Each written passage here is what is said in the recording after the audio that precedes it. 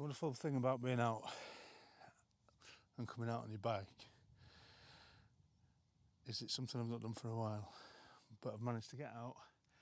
I've ridden quite a few miles, not many, just under 10, and I'm now stood at a train station partaking in a hobby that once would have caused me some degree of shame or embarrassment, mainly because of my perception of how other people would feel knowing that I'm filming trains. But hey, why not? This is just another example of how alcohol makes you feel and drives you to that place where you constantly worry about what people think and how people think, when actually this is a perfect distraction. I'm stood on a platform, there's nobody about, and I know that there will be trains left, right and centre coming through here.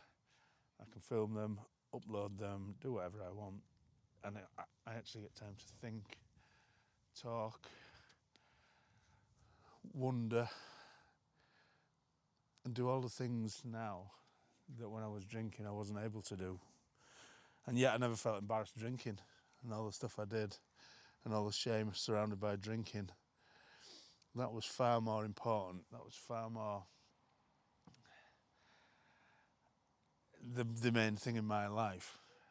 And now, after a few years of not drinking, I'm finally doing the things I want to do without fear or favour, and without considering that other people might think it weird or think of whatever, because quite frankly I don't really care. This is my self-care, this is what I want to do. I don't do it every week, I do it when I can, but it's so much better than ploughing into endless copious amounts of alcohol, spending like there was no tomorrow, trying to make myself feel happy, when actually I've found my happy place. I've got a number of them now. There's just everything I want to do is all around me. It doesn't have to cost any money, it doesn't cost me any hurt, it doesn't harm anybody, it doesn't make me feel ashamed, and it doesn't actually impact on anybody else. It's something I do. Well, actually I lie, it does impact on other people. It impacts on like-minded people who enjoy looking at the videos and the streams, and it's a similar format to everybody else. But if I'm bringing that little bit of joy to somebody else, why would I not? It's just madness. And yet my drinking, albeit underground, I wasn't a violent drunk, I wasn't a nasty drunk, I was a selfish drunk, a lonely drunk. I had an alter ego where I just lived like I had loads of money. I didn't live, it was all underground in my head. I was spending like a millionaire when I didn't have any money. That's an exaggeration, I wasn't really a millionaire.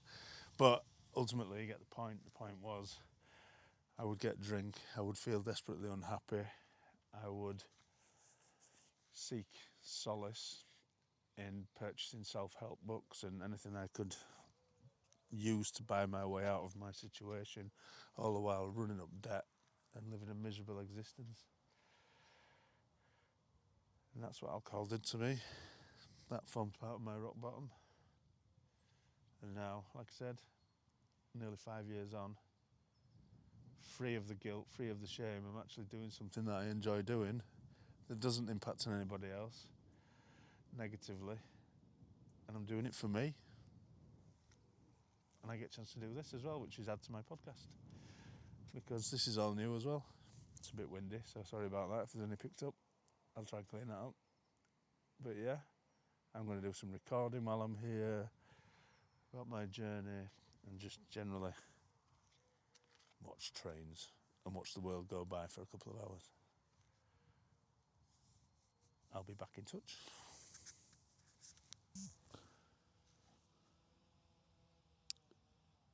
One of the main reasons I delayed doing this podcast was mainly due to the fact that I don't particularly like my voice.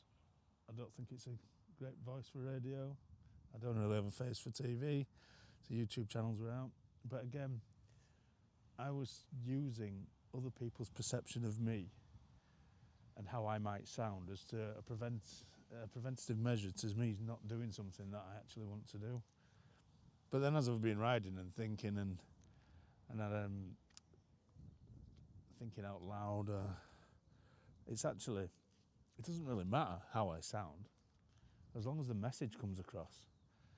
You know, I allow people's perceptions at times to dictate how and what I do when I do it. When the reality is, I don't need to do that.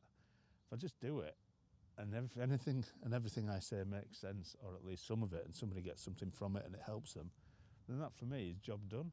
Why would I not?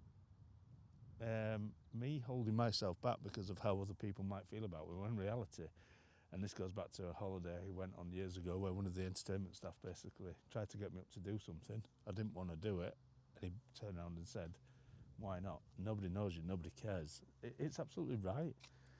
Anybody who's listening to this podcast, anybody who's listening to my voice might have a picture of me, but you're not going to know. I am going to remain anonymous just for the protection of self and family, and because I don't need to be out there in the public eye. I just want to help people. So irrelevant as to what people think. And I know I don't, I spent hours the other day tinkering with my voice, just trying to make it sound right, when actually, it doesn't matter, does it? Pressure. I put pressure on myself, unnecessarily, weirdly, and I don't need to. So that's something, again, another default of character, and it's another something that I need to try and put to bed. But it comes with practice, it comes with confidence, and it comes with really not caring what other people think. As long as the thing that I'm doing doesn't upset or hurt anybody and the message is clear and understood, I'm happy with that. Hello and welcome to my podcast. Today I'm going to give you a bit of background about myself, who I am and how I got here. So, let's begin. I am now in my 40s.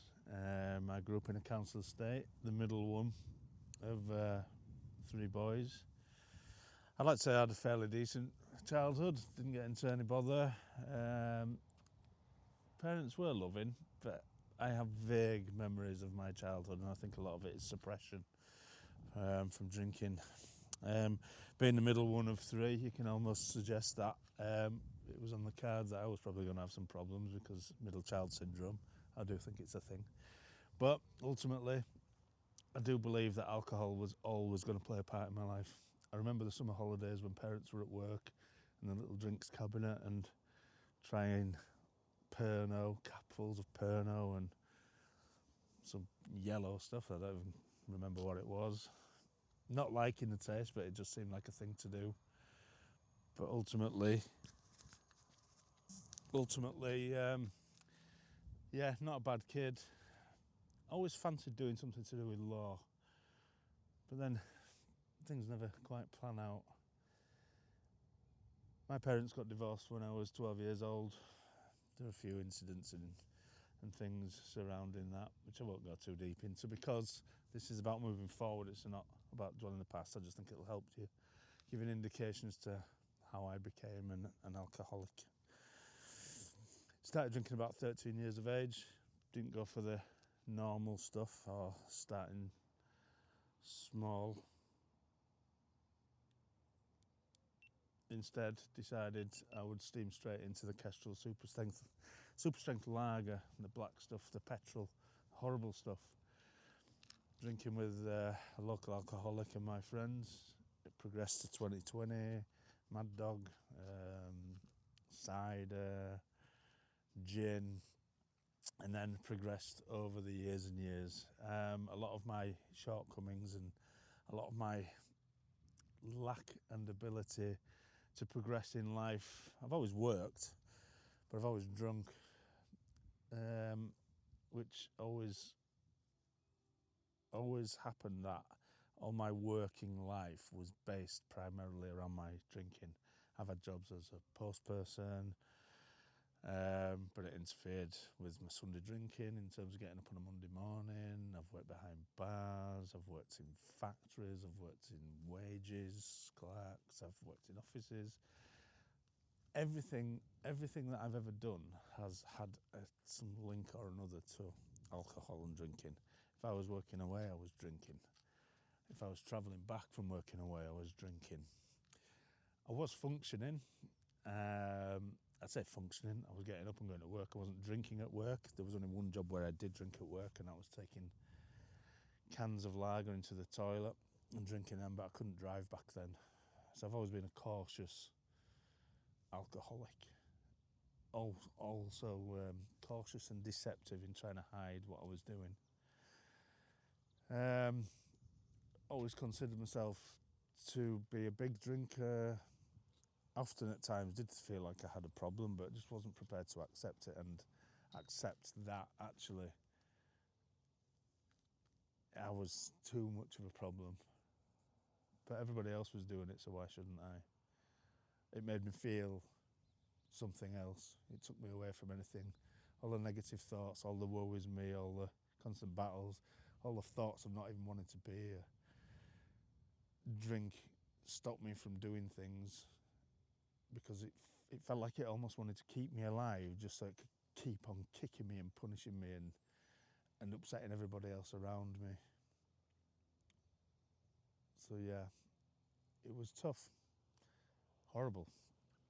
It's quite painful talking about it, but it's cathartic in a way, because if I don't accept and I don't see what the damage that was done, then how can I move on? As the name of the podcast suggests, the unfiltered rebuild. So I'm sorry if this feels a little bit all over. I am starting as I go. But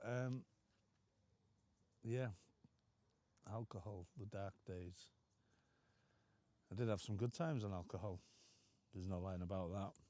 The trouble is when those good times stopped, I carried on. And when I carried on, I usually did some other stuff. So I'd we would have people round, I would stay up all night tidying up, but drinking while I tidied up. I'd have alcohol stashed in bags in the garage. I would hide alcohol. I would continue to drink when everybody had gone. I could never leave a bottle half drunk. It was all or nothing. I've lost friends through alcohol, but that wasn't enough to stop me. A good friend of mine was drunk one night, came home from the pub, absolutely hammered, and decided he wanted some chips in the old chip pan. Proceeded to fall asleep drunk, set the house on fire and died from smoke inhalation. What did we do? We just got pissed.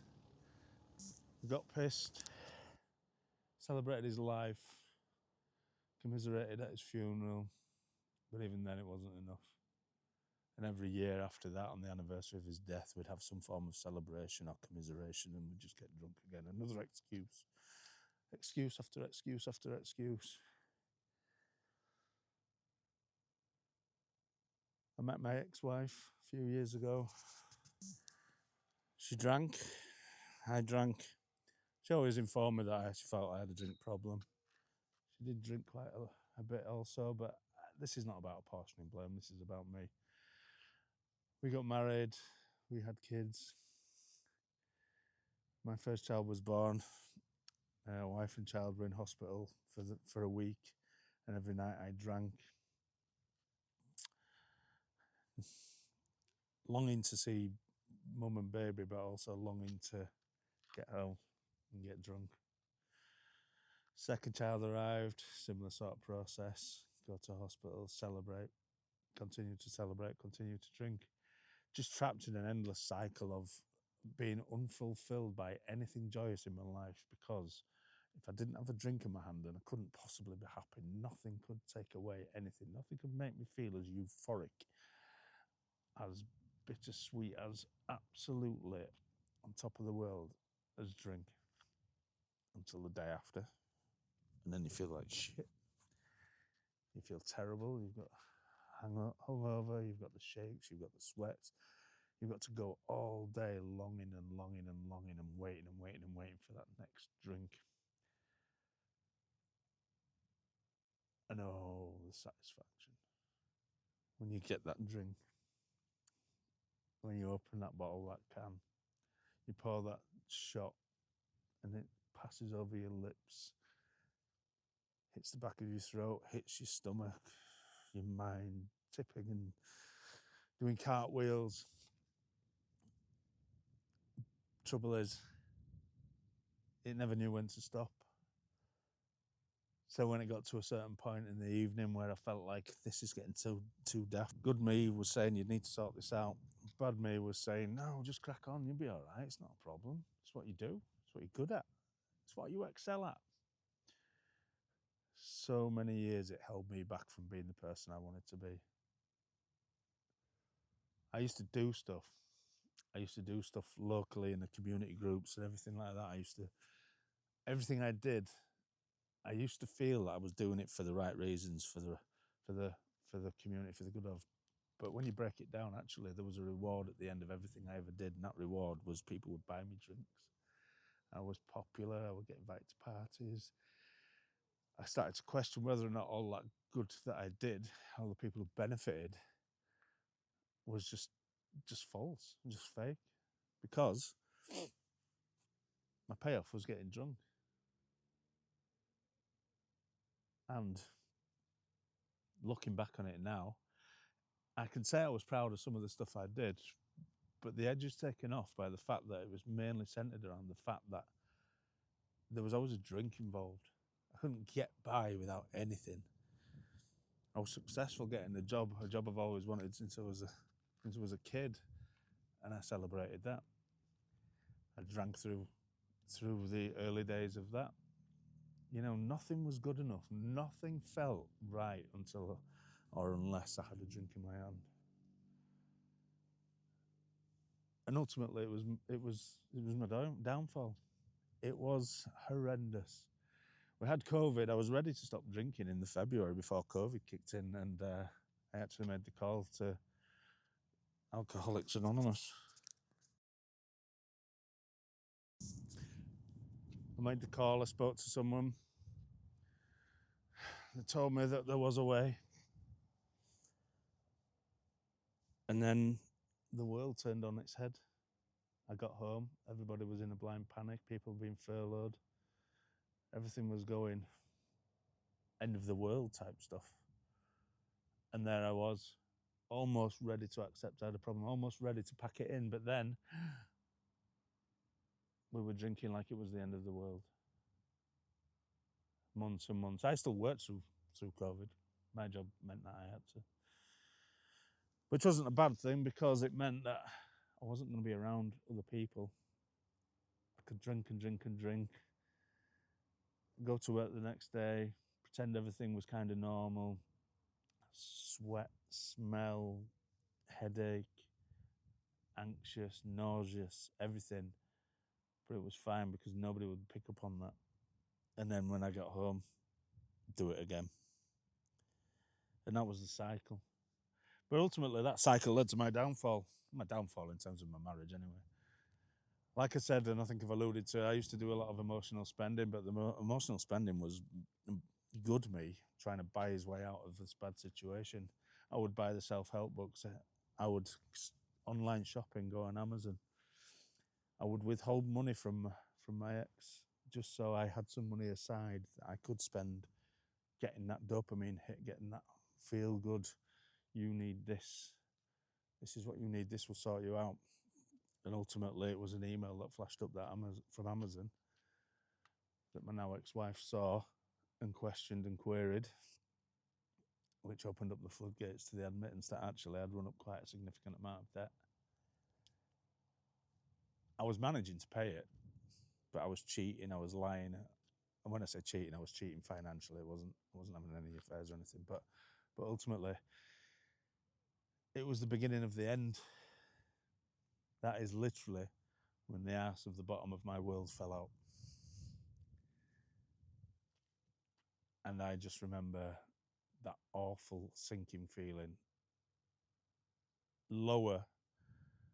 I sank lower than any alcoholic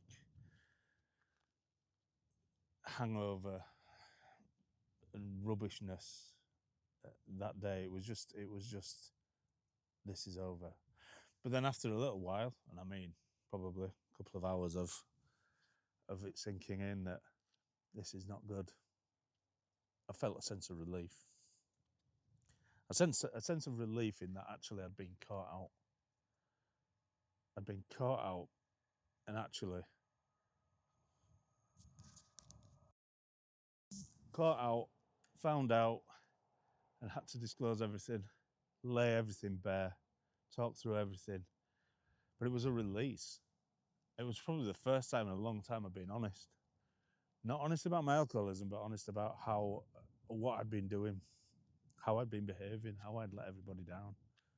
Which obviously snowballed, and the impact of it was I ended up moving out of the house, limited access to the kids. It was still COVID, so friends-wise, I could see some, but even then, that was absolutely, I spiraled.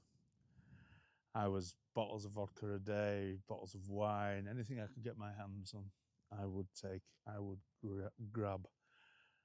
Not content with just having a couple, I would then go back to the shop, stumble around and purchase more. I needed it. Why did I need it?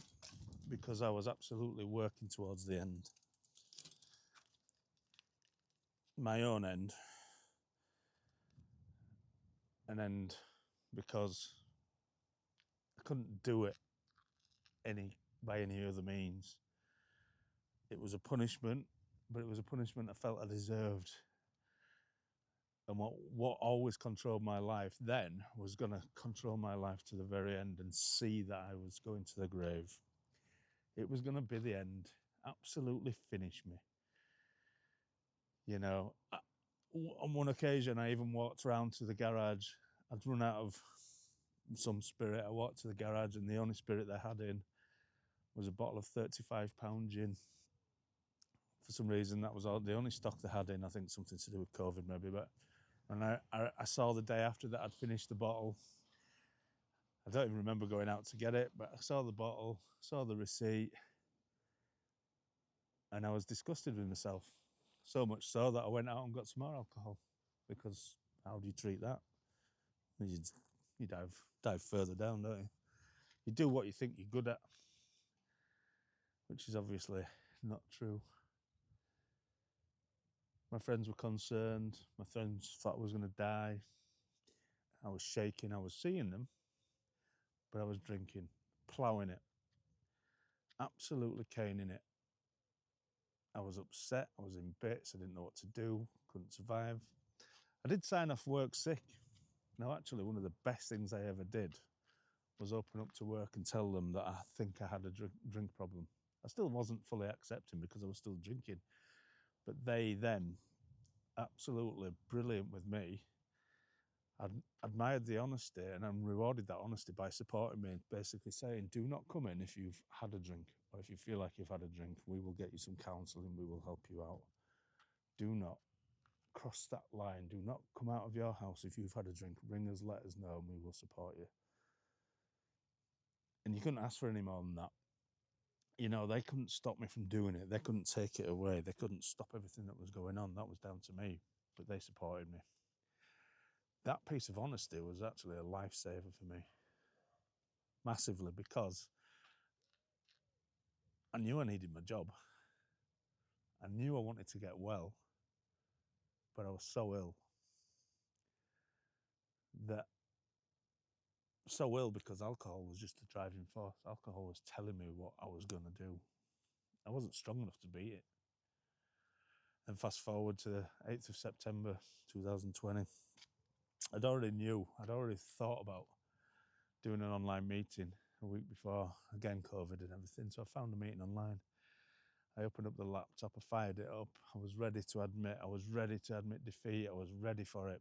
And then as soon as the chairperson kicked in on the Zoom meeting, I recognised them immediately and I closed the laptop. Shame, embarrassment, not actually recognising that it was a meeting of Alcoholics Anonymous and that individual had already admitted that they were powerless over alcohol, were there for the same reasons that I had opened the laptop. Yet I continued to drink for another week. I was scared, frightened, didn't understand, and was just caning it again.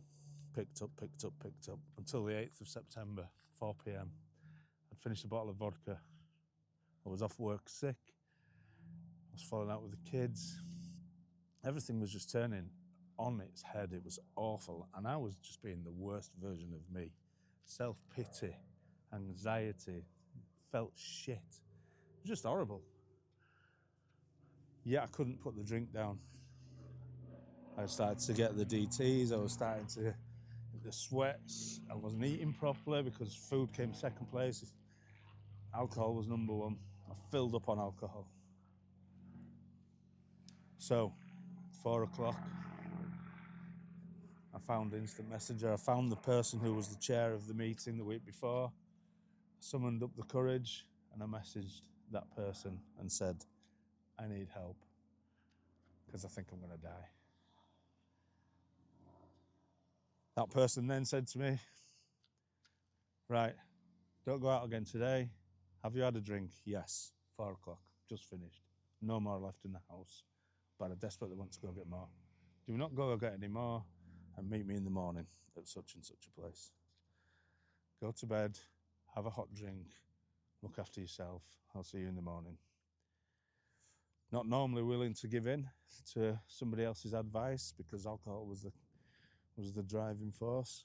I would then proceed to have a hot drink, take myself to bed, cry myself to sleep, and then I woke up the day after actually screaming for a drink, tearing my hair out,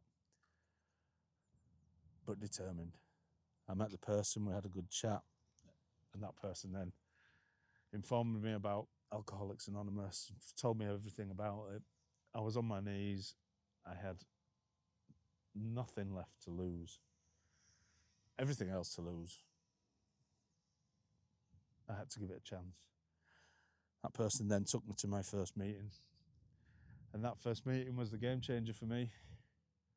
That meeting, I walked through those doors, and actually it was the first time in a long, long time, quite possibly for the whole 30 years of my drinking career, that I stopped feeling lonely. I remember being welcomed with open arms. I was given drinks, I was given biscuits. I was crying, I was in bits, I was shaking, I was introduced around. But the warmth of that meeting, people had given up a seat for me because of COVID. You were allowed 15 people and it was an essential service. So people actually gave up their seat for me, a newcomer, to come into this group. And I actually remember, I don't remember what I said, but I do actually remember I opened my mouth and cried out for help. And these individuals in this group turned around and informed me that I was in the right place. And just for today, don't have a drink. Your life will be better. Life will be so much better. It is achievable. It's progress, not perfection. And take each day at a time. Now, I'm not going to preach about Alcoholics Anonymous because I they did save my life, and I know that they are self-supporting. If you are struggling, I do recommend that you follow the links in the bio, etc., and into the books, and don't worry about it. If you are at that point in your life where you cannot live and function without a drink, there is a way, and they are and can and will help you. You've just got to want it. I was on my knees. I was desperate. I was broken.